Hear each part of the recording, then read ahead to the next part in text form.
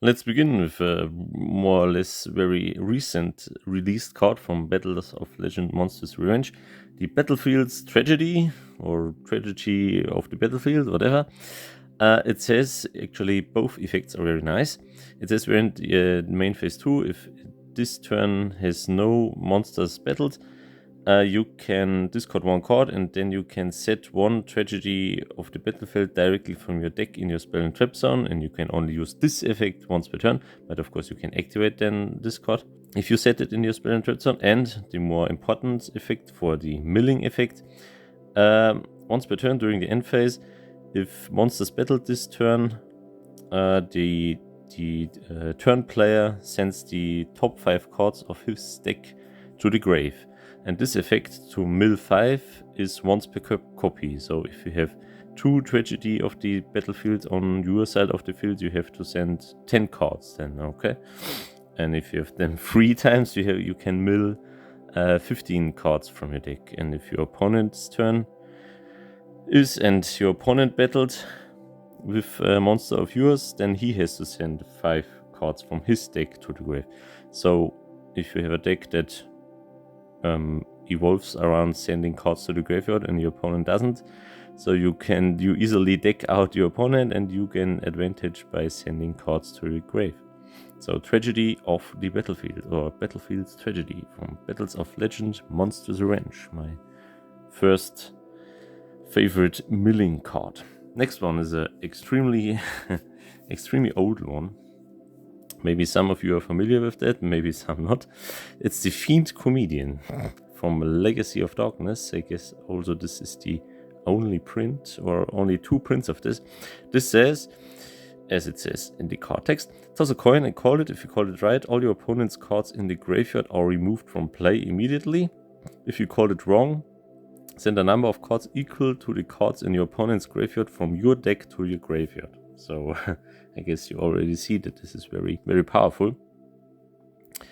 One thing, you actually, either or, it's great, Either you banish your opponent completely, the complete graveyard from your opponent, or you can mill cards equal to the cards in your opponent's graveyard.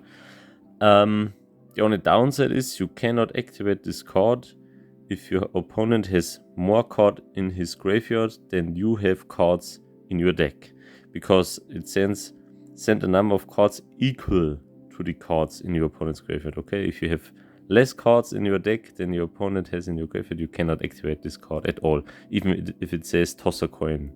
Well, it could be happening, you called it right, and then you cannot mill your cards, so you cannot activate it.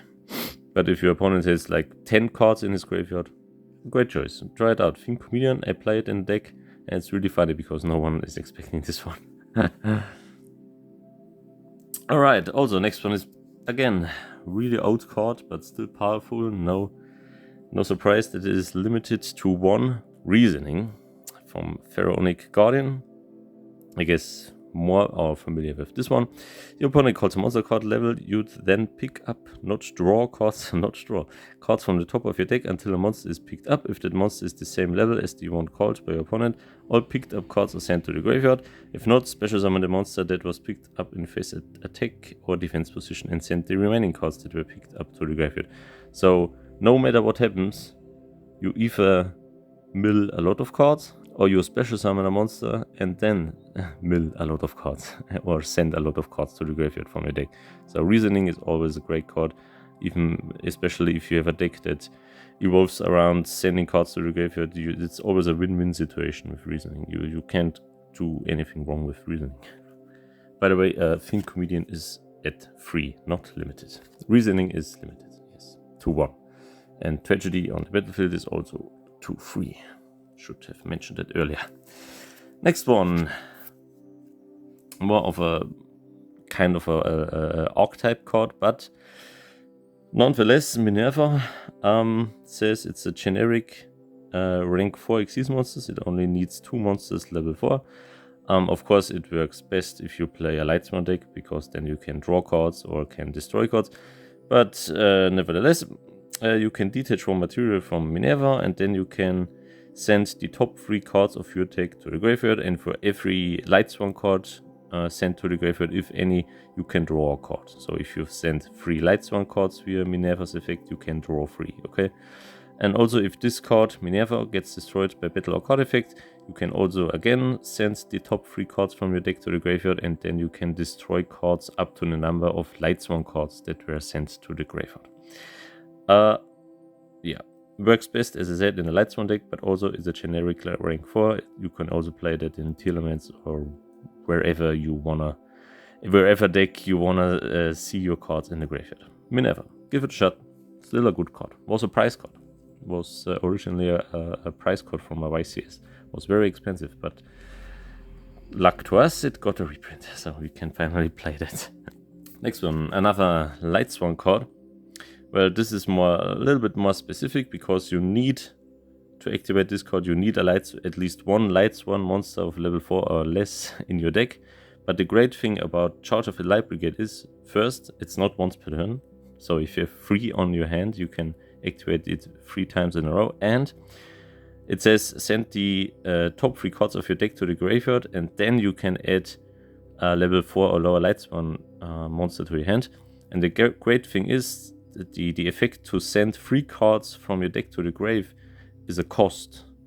Is a cost effect. Okay, he cannot ash the send effect. He can obviously activate Ash Blossom as response to Charge of the Light Brigade, but only to the effect of adding level 4 or lower monster to your hand. He cannot ash the effect for sending 3 cards of your deck to the graveyard, because this is activation costs of this card.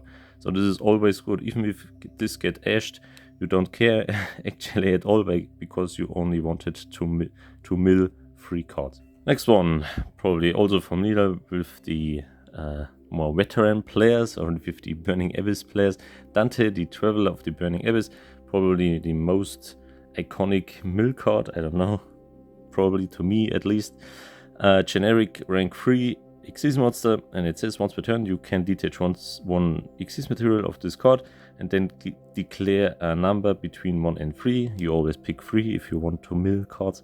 You always pick 3, and then you can send up, if you say 3, you can send 3 cards from your deck to the graveyard, and he gets 580k for every card sent this way.